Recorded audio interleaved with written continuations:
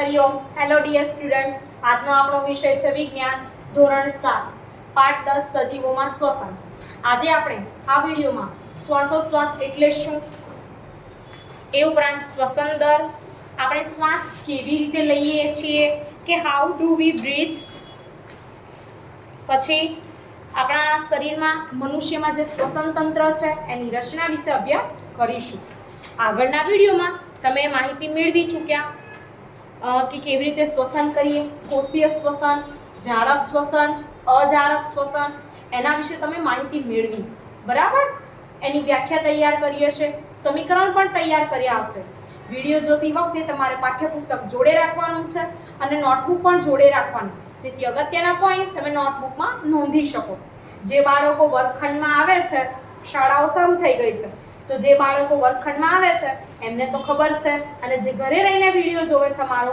એ લોકોને પણ સૂચના હવે જોઈએ આપણો પોઈન્ટ શ્વાસોશ્વાસ એટલે શું તો તમે ખબર છે તમને એવી તમે શીખી ગયા કે આપણે શ્વાસમાં કયો વાયુ લઈએ છીએ તો તમે કહેશો ઓક્સિજન વાયુ કયો વાયુ બહાર કાઢીએ છીએ તો કાર્બન ડાયોક્સાઇડ આપણે શ્વાસ ઉચ્છ્વાસ એમ બંને પ્રક્રિયા કરીએ છીએ તો એ પ્રક્રિયાને કહેવાય છે શ્વાસોશ્વાસ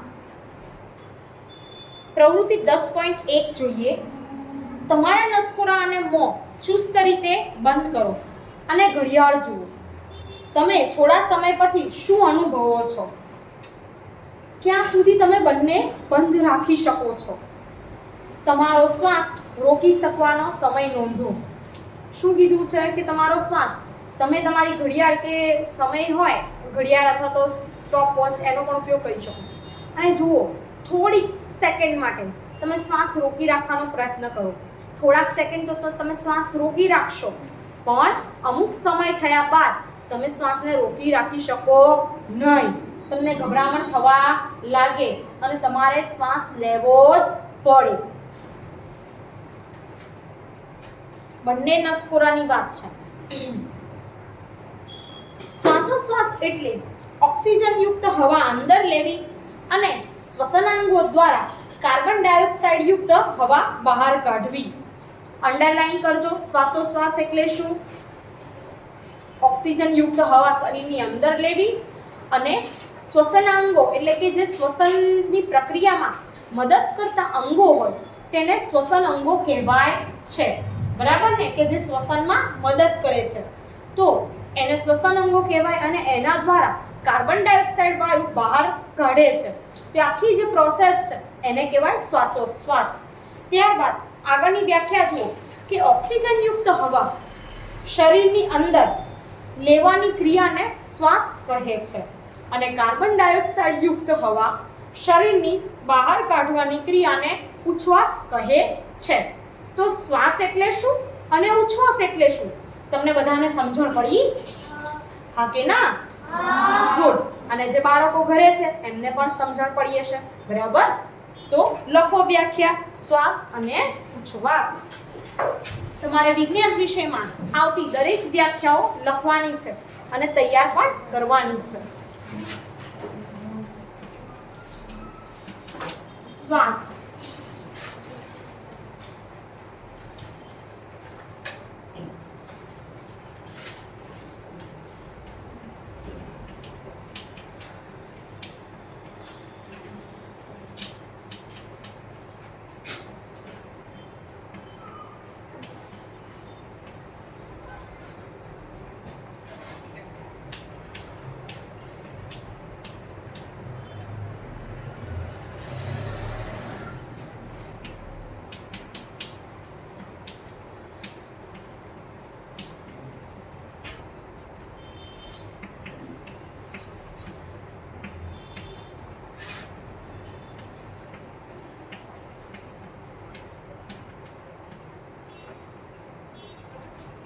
ઓક્સિજન યુક્ત હવા અંદર લેવાની વાત એ શ્વાસ કાર્બન ડાયોક્સાઇડ યુક્ત હવા શરીરની બહાર કાઢવાની ક્રિયાને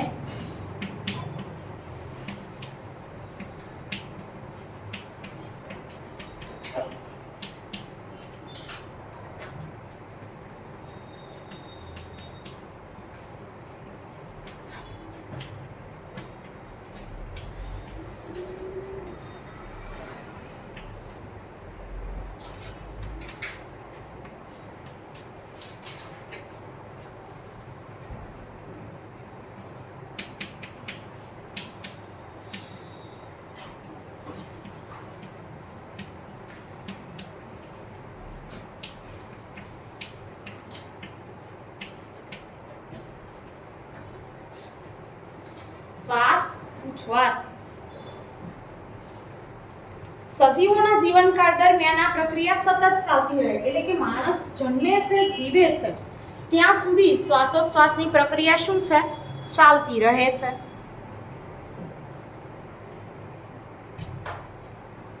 હવે જુઓ આગળ, 1 મિનિટમાં વ્યક્તિ જેટલી વાર શ્વાસોશ્વાસ કરે છે તેને શ્વસન દર કહે છે. શ્વસન દર એટલે શું? કે આપણે 1 મિનિટની અંદર જેટલી વાર શ્વાસ લઈએ અને ઉચ્છ્વાસ બહાર કાઢીએ એને શ્વસન દર કહેવાય. તો એની પણ વ્યાખ્યા તૈયાર કરજો. શ્વસન દર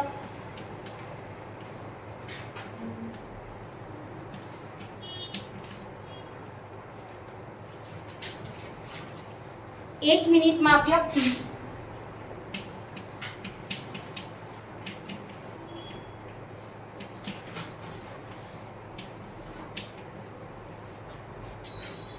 જેટલી વાર શ્વાસોશ્વાસ કરે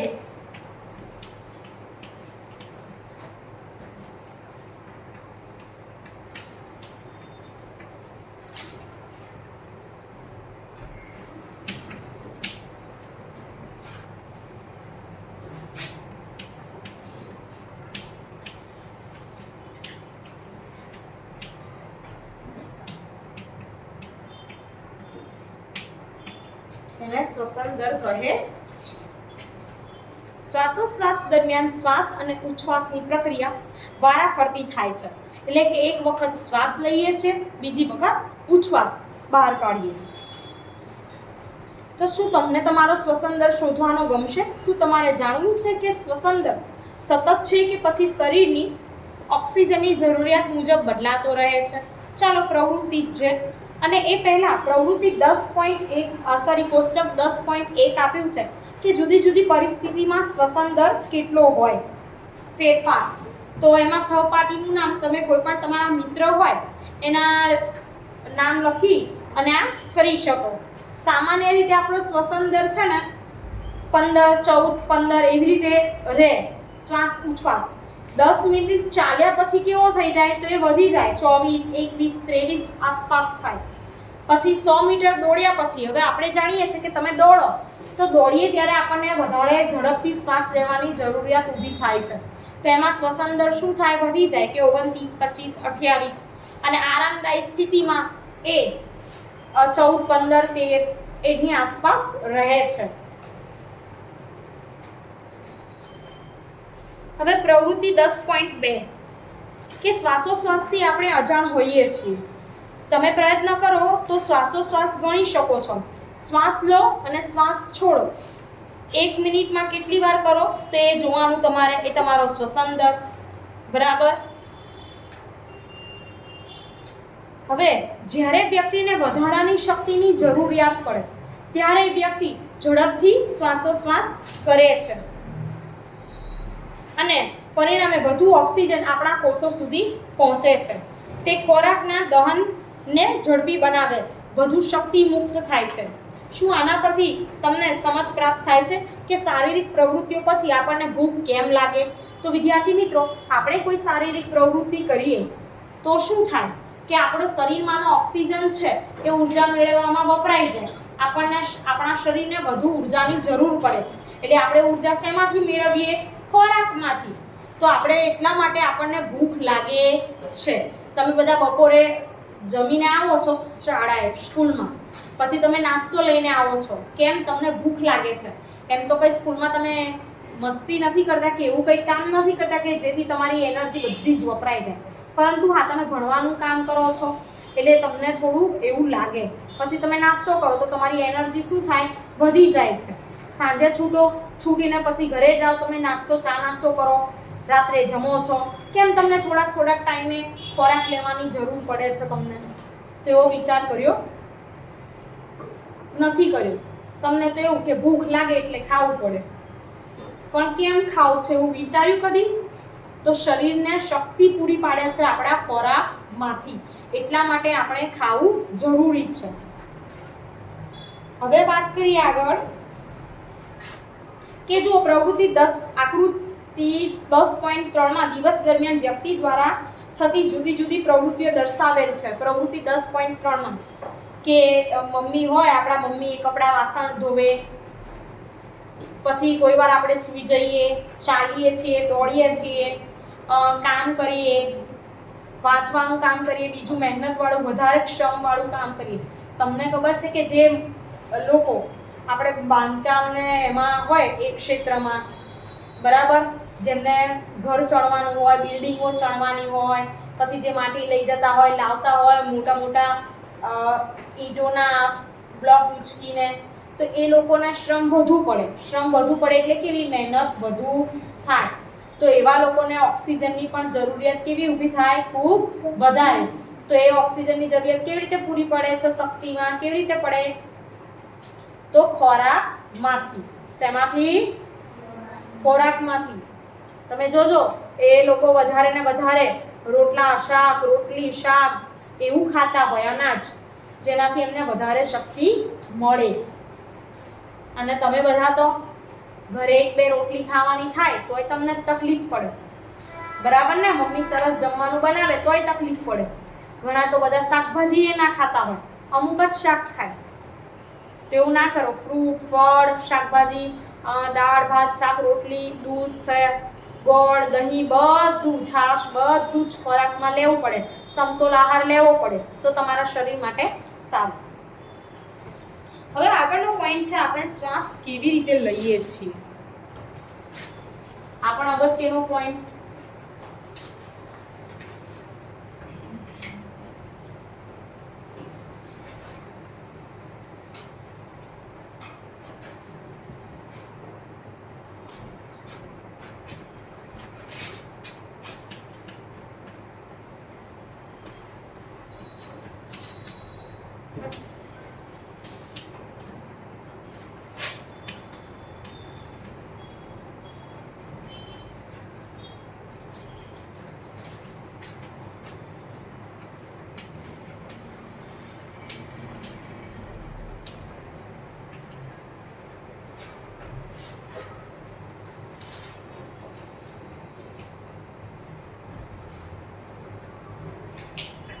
આપણે શ્વાસોશ્વાસની ક્રિયા કરીએ છીએ, પરંતુ એ ક્રિયા કેવી રીતે થાય છે, કયા અંગોનો ઉપયોગ કરીએ છીએ, આપણે શીખવાનું છે. આપણે શ્વસનની ક્રિયા વિશે જાણીએ. સામાન્ય રીતે આપણે નાસિકા છિદ્ર દ્વારા શ્વાસ લઈએ છીએ. પ્રશ્ન પૂછાય એક વાક્યમાં તો સૌપ્રથમ આવશે નાસિકા છિદ્ર.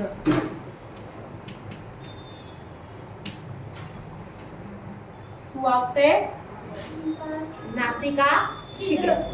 એના દ્વારા શ્વાસ લઈએ છીએ. જ્યારે આપણે શ્વાસ લઈએ છીએ ત્યારે હવા આપણા નાસિકા છિદ્રમાં થઈને, એટલે કે આપણા જે આ બે નાકના છિદ્રો છે, તમને બધાને ભગવાને નાક આપ્યું છે, કોઈને 2-4 નાક તો નથી ને? કેટલા નાક છે? 1.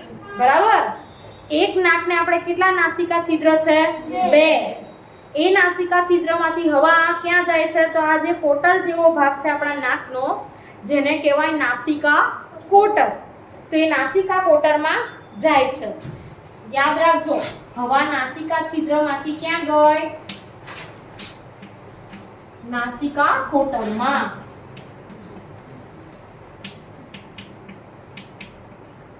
આ ધ્યાનથી સમજવાનું છે.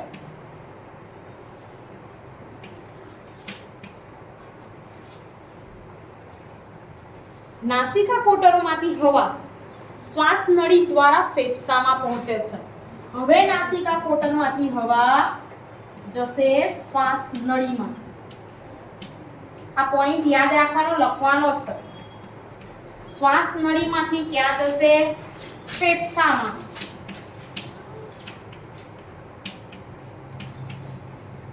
હવા ક્યાંથી ક્યાં જાય છે એ પોઈન્ટ છે. નાસિકા છિદ્ર, નાસિકા છિદ્રમાંથી નાસિકા કોટરમાં, નાસિકા કોટરમાંથી શ્વાસ નળીમાં, શ્વાસ નળીમાંથી ફેફસામાં. હવે જુઓ, ફેફસા ઉરસ ગુહામાં આવેલા હોય છે. ફેફસાનું સ્થાન ક્યાં? એક માર્કમાં પ્રશ્ન પૂછાય. જેમ આપણું મગજ ખોપરીમાં રક્ષાયેલું છે, તેમ આપણા ફેફસા ક્યાં આવેલા છે? તો ઉરસ ગુહામાં.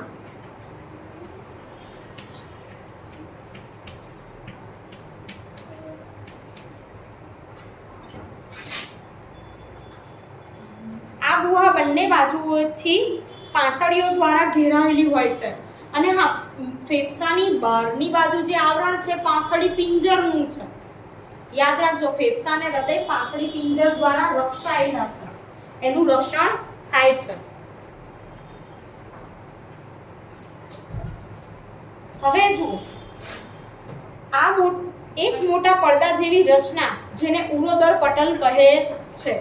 હવે પડદા જેવી રચના, આ પોઈન્ટ તમે લખ્યો બધાએ નોટબુકમાં, બરાબર? ઘરે બેઠા વિદ્યાર્થીએ પણ લખવાનો છે. હવે વાત કરીએ આગળ ઉરોદર પટલની.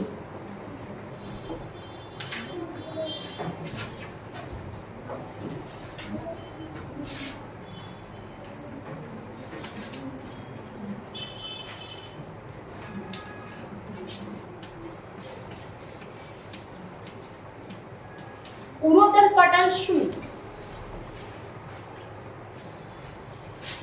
તો એક મોટા પડદા જેવી રચના, તેને ઉરોદર પટલ કહેવાય.